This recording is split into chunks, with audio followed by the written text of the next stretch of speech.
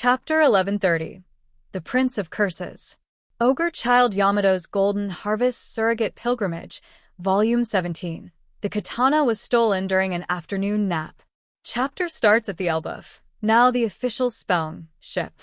Frankie announces to the giants that they would like to stop searching. They have done all they can. Jinbe even asked the sharks to search in nearby seas, but they didn't find anything. Frankie, those guys are still kicking. Thanks for truly putting your heart into finding them. I'm so moved. Robin, that's right. Our destination is Elbaf. Let's wait for them there. Brooke, we're out of supplies too. If we all starve, it'd be like putting the cart before the horse. Broggy, all right then, if their comrades say so, they must be fine. Let's raise a toast. We're heading back. So, it's settled, boys. Set course for Elbaf. The giants agree, and Elbaf's ship continues its journey. Cut to Luffy's group. They get out from Rhodes' diorama and find that they were inside a giant castle, similar to Lego Castle, in the middle of snowy land surrounded by forests and mountains. The castle, that is on top of one of the mountains, has a very long bridge connected to a huge tree branch up in the sky. What is this tree? Has it been standing for thousands of years? Luffy, it's huge. Is that a mountain? This rope bridge is long.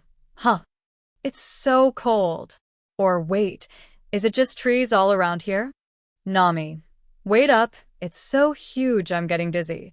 Quick, hide. The giants are coming across the bridge.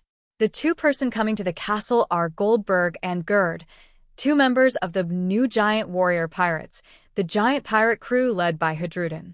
Next to Gerd is Piper, her giant owl. Gerd, why did Hadrudin choose that weirdo? To be our mate? I can't stand that guy. He's a bigger disgrace to Elbaf than Loki. Goldberg, it's because he's a great helmsman, right? You know that saying that will just make Road happy again. Gerd, Paper, you saw his crow, didn't you? When it brought that little ship. Goldberg, of course, intruders should be arrested, but Road makes up intruders to catch. Goldberg and Gerd come to the castle because all Piper detected Road's crow carrying a ship. As trespassing is illegal in Elbaf, Road has a habit of taking nearby ships and claims them as trespassers. That way Road can lock them up. Gerd says if she sees that Road is kidnapping someone, she will report this to Jarl Salma, the old giant from Big Mom past. She fought Jorl. He's now around 408 years old. Nami, hey, hide Luffy. Luffy. They seem like good people. Usopp, guys, did you hear that? They mentioned Elbaf. This is definitely. Luffy, hey. You there? Look, Nami, idiot. They said intruders should be captured. Didn't you hear? Sanji, the giants have a cutie like that. Gerd, just my imagination? Goldberg, I heard it too. Road, you there? But in the middle of the bridge, Luffy stops. Zoro, if we don't hurry, the giants will arrive, and we'll have nowhere to run. Really, it's really wow. It's long, swaying so much. This giant rope bridge has so many gaps. The trial of the brave warrior. That forest down there is full of wolves. Relax, Nami. I've been doing rope walks since way back. I'm good at this sort of thing. Zoro, what's wrong, Luffy? Luffy, I feel that on my body. Do you feel that too? I heard this back in the land of blocks. That is the source of that battle cry. Probably. Sanji, I'm definitely not going. I can't just let him wander into any random forest. So, I can't let this guy go either. Luffy, you guys go ahead. Chopper, what? Luffy, there are wolves all over down there. Where are you going, Luffy? Usopp, be brave, Usopp. Cut back to Elbaf's ship.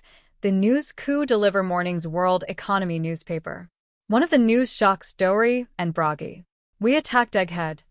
What did you say? We what? It's in this morning's paper. Why would they spread that lie? Broggy, it's too small to read. Robin, I will read it for you. After a 100-year slumber, the giant pirate crew awakens. Alongside the Yonko Straw Hat Luffy, they turned Egghead into a sea of flames. The bounty of Red Demon Broggy and Blue Demon Dory, captains of the giant pirate crew, is now 1.8 billion berries each. Our bounties increased. 1.8 billion. It's not like we wanted to awaken something. Back in the day, the chiefs only had 100 million on their heads, right? The bounties have skyrocketed. Robin, the values nowadays are completely different from 100 years ago. Now, this amount is fitting for the chiefs of the Elbaf warriors, huh? On the other hand, our captain is being blamed for Vegapunk's murder. Freaky, as always, they're twisting things around. What? Atlas, what? Did you guys kill me? Vegapunk is not dead, lol. Frankie, shut up. We tried to protect you till the end, didn't we? Brooke, when do you think this photo was taken? Jinbe, it was probably when we were in Ejiji, right? The WENP has its claws everywhere. The photos can be sold for a good price, so it doesn't matter who took them. Robin, hey, did this mark appear on Luffy's arm when he becomes the most free? It does. He's always bouncing around, so I never really paid much attention. Something about it feels off, don't you think? His hand looks kinda blurry, and the mark is quite distinct. Frankie, you really notice weird things, huh? Robin, I feel like I've seen that somewhere before. Dory, to think that Straw Hat is now on the same level as Red-Haired. Broggy, looks like one of our younglings, Hadrudin, became one of your subordinates, right? He is still technically a son of the king after all, though he was a rough little brat. Frankie, is that so? He was supposed to come get you guys, but the reason the elders came instead is because a problem came up in Elba. A problem? In Elbaf, another officially recognized royal child was born. It was something that happened in the absence of the chiefs, called the Prince of Curses. He, who did all sorts of wicked deeds, was crucified several years ago. But there was one time when he almost broke free. All the fighters scrambled to restrain him. Frankie, all the giant soldiers of Elbaf united? Jinbe, His name is Brooke. Ah, my head just lost a screw. He longed for the legendary devil fruit that is passed down through the royal lineage of Elbaf. He slew his father, King Harold, and consumed the fruit. Next time, if the Prince of Curses, Loki, breaks free, the world will be torn apart. He is the disgrace of Elbaf. Cut back to Luffy. In an absolutely epic double page, Luffy finds a huge giant tied up with massive chains in the middle of snow. That giant is Loki. Loki design is badass. Loki is a thin and muscular giant. He has a very long hair, with 2 braids in the front, and a goatee in the chin. He has some tattoos on his arms, not clear yet what are them. He wears normal giant outfit, but in his buckles belt there's a Jolly Roger with a crown. He wears a black helmet with 2 long horns, like the Loki from Marvel Universe, and he has an axe on his back. Finally, we can see that Loki's eyes are covered with bandages. Loki talks to Luffy. When Loki talks, his long tongue is hanging out, like Doflamingo.